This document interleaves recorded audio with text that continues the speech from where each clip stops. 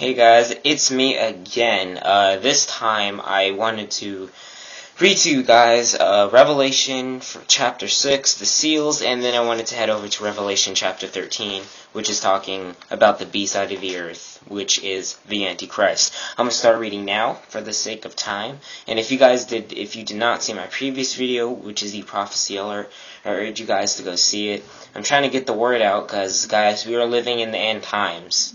People are too concerned about what's going on in MTV and VH1 and Facebook, and then they look at me and they're like, dude, for your age, you shouldn't even be worrying about this. I had a couple people tell me that, you're kind of, why are you doing this at such a young age? Like, you're so strict on yourself. Why are you so bound? I'm like, I'm not bound, I'm free. What are you talking about? Like, once you finally give your life to Christ, and you finally start to compare your life to Him, you want to be like Him more.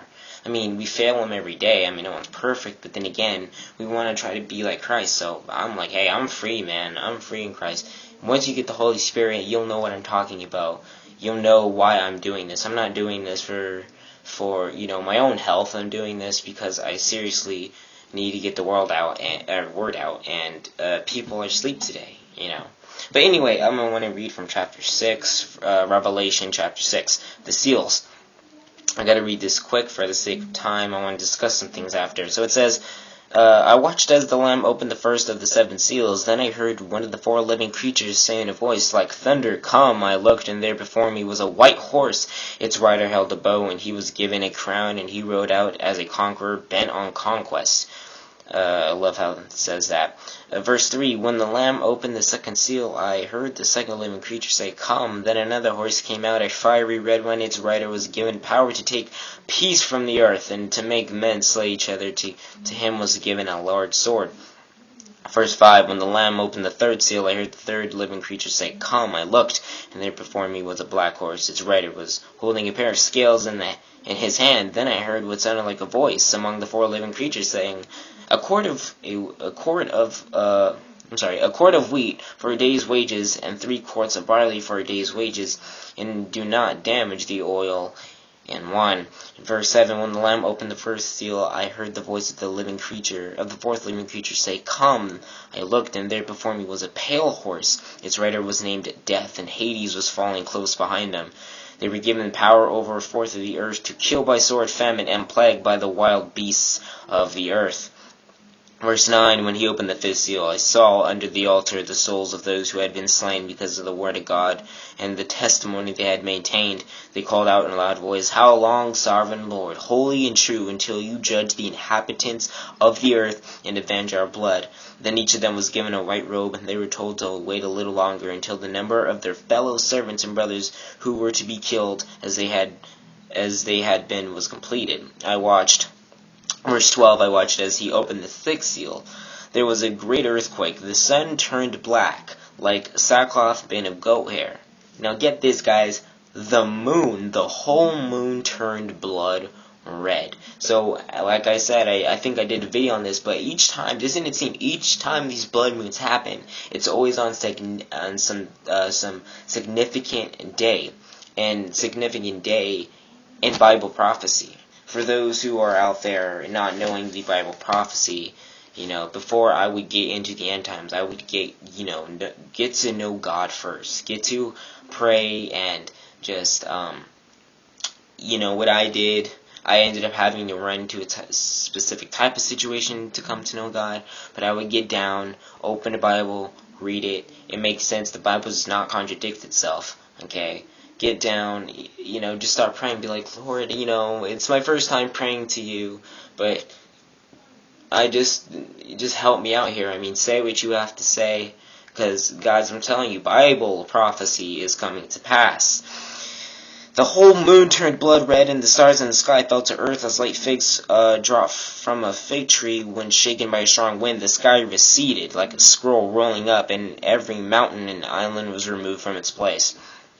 Then the kings of the earth, the princes, the generals, the rich, the mighty, and every slave and every free man hid in caves among the rocks of the mountains, they called to the mountains and rocks, And they said, "Fall on us, and hide us from the face of him who sits on the throne, and from the wrath of the Lamb." We all know that those guys obviously did not give their lives to Jesus Christ.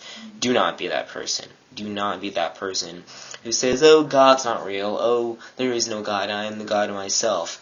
Because, people who say that, and they continue not to believe in God and go for this Antichrist guy, they're going to be the ones saying that Jesus is coming. "Fall on us and hide us from the face of the one who sits on the throne and from the wrath of the Lamb. For the great day of their wrath has come, and who can stand?" Okay? Signs of the times, people. We need to wake up. I want to read 13. This is about the Antichrist. Revelation chapter 13. "And I saw a beast coming out of the sea. He had 10 horns and 7 heads, with 10 crowns on his horns, and on each head was a blasphemous name. The beast I saw resembled a leopard." Okay, so here we go with the whole animal thing, as I was talking about in a previous video, "but had the feet like those of a bear," Russia, "and mouth that of like a lion." We all know this is Britain. "The dragon gave the beast his power and his throne and great authority." Okay, where is America in there? Like I said, I believe it was in the Daniel prophecy where an eagle is mentioned, and the eagle is not here. So that makes me wonder, did America fall? Will America fall? We'll see. "One of the heads of the beast seemed to have a fatal wound, but the fatal wound had been healed. The whole world was astonished and followed the beast. Men worshipped the dragon. He had given authority to the beast, and they also worshipped the beast and asked, 'Who is like the beast? We can make war against him.' The beast was given a mouth to utter proud words and blasphemies, and to exercise his authority for 42 months. He opened his mouth to blaspheme God and to slander his name in his dwelling place and those who live in heaven. He was given power to make war against the saints and to conquer them, and he was given authority over every tribe, people, language, and nation. All inhabitants of the earth will worship the beast, all those whose names have not been written in the book of, the book of belonging or the book of life. To the Lamb that was slain from the creation of the world, he who has an ear, let him hear. If anyone is to go into captivity he will go. If anyone is to be killed with the sword, then with the sword he will be killed." Now this is the part that each time I read that, the first time I read that, I was like, oh man, so if I go into captivity and if I get killed by the sword, then I guess so be it. But then this is why we know John writes this verse right here, and it says, "This calls for patient endurance and faithfulness on the part of the saints," which means we're going to have to endure. If we have to, because, I'm pretty sure, guys, it's probably going to be beheadings, execution squads, being burned to the stake, all because we love Christ, and we're just trying to share the good, the good news. But guys, the mark of the beast, RFID chips, they're already in place, okay? They're already invented, but the question is, all we need is for this Antichrist guy to rise, and the third temple being built, so this Antichrist guy can walk in the third temple and say, "I am God," because, in the Bible it says this guy will proclaim himself to be God, which he will not. He will be the false God, okay? And Jesus doesn't need to announce his coming. He's going to be coming in the clouds with power and great glory, as we all know. It's just amazing how so many people are, blind to what's going on. You try to show them these Illuminati messages or these hidden subliminal message in TV shows and music, and they'll look at us like we're crazy, They're like, yeah, you're crazy. I haven't gotten that, but, I'm pretty sure that if you were to tell anyone that, or that's not true, I would tell some people that and be like, dude, you're just kind of messed up in the old noggin. No, it's not true. If you've ever, I don't even like, have you, any of you guys heard that song Mercy? Mercy, I think it was by Kanye West? Was it? I don't know. I listen to secular music. Not really, actually. Probably about maybe once every 2 or 3 months I'll hear secular music. If it's like Earth, Wind, and Fire or something like that, or, yeah, I like Earth, Wind, and Fire. I know. I'm not an 80s kid, but anyway, I do like hearing that type of music, and, I'm just saying, but if you've ever heard the song Mercy, in the chorus, that guy, you don't understand what he's saying. Once you hear that song for the first time, you're kind of like, what's that guy saying? The guy with the really light voice, he's like, that guy, he sounds like that. When the chorus, no one knows what he's saying in the hook, or whatever you want to call it. But what he's actually saying was a verse from the Bible, and it says, if it's for the weeping in the morning and the gnashing of teeth. And then when I first heard that, I was like, whoa, that kind of gave me the chills. So I want to continue to read verse 11 to verse 18 of Revelation 13. Then it says, Then I saw another beast coming out of the earth. He had 2 horns like a lamb, but he spoke like a dragon. He exercised all the authority of the first beast on his behalf, and made the earth and its inhabitants worship the first beast, whose fatal wound had been healed. And he performed great and miraculous signs, even causing fire to come down from heaven to earth in full view of men. Now, will we literally see fire from heaven, or will these could possibly be, I don't know, launched rockets? Or, not rockets, but what kind of, if it's fire from heaven, because then again, Revelation's a very metaphorical book.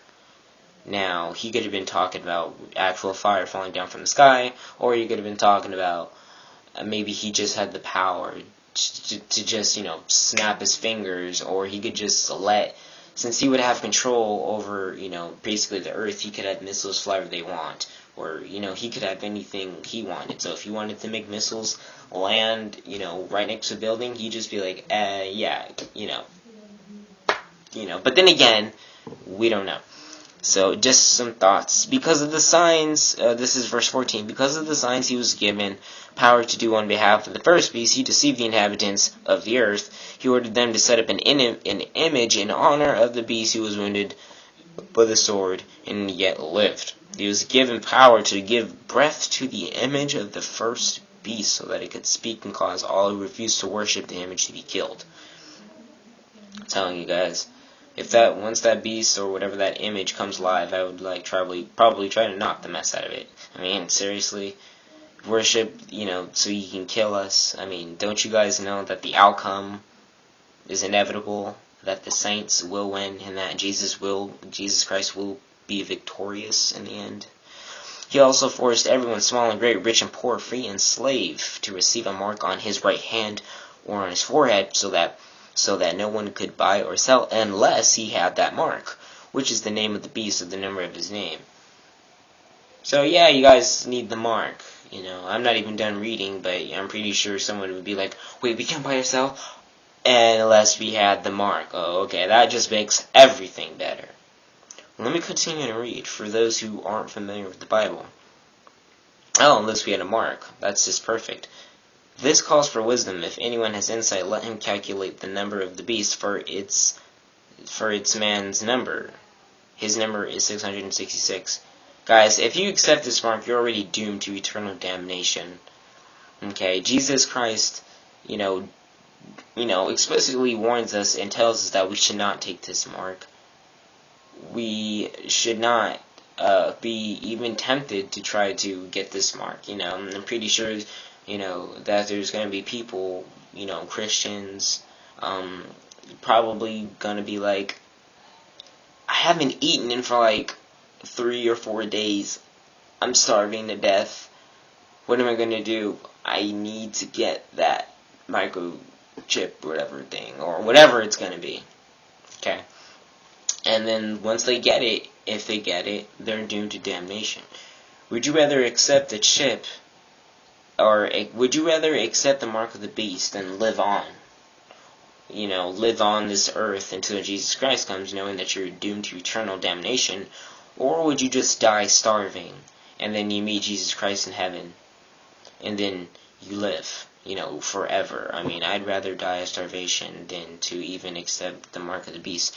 I know times are going to be hard, guys, but come on, if you just don't accept this mark, my time's running out. It's at 14:36, but anyway, guys, I wanted to read that little passage to you just to remind you guys of how devastating the future will be. But I'm not trying to say this to scare you guys or anything. I'm just strictly saying we need to wake up, because the time is coming where these events will take place, and if we're not ready, then, we're kind of in trouble. God bless.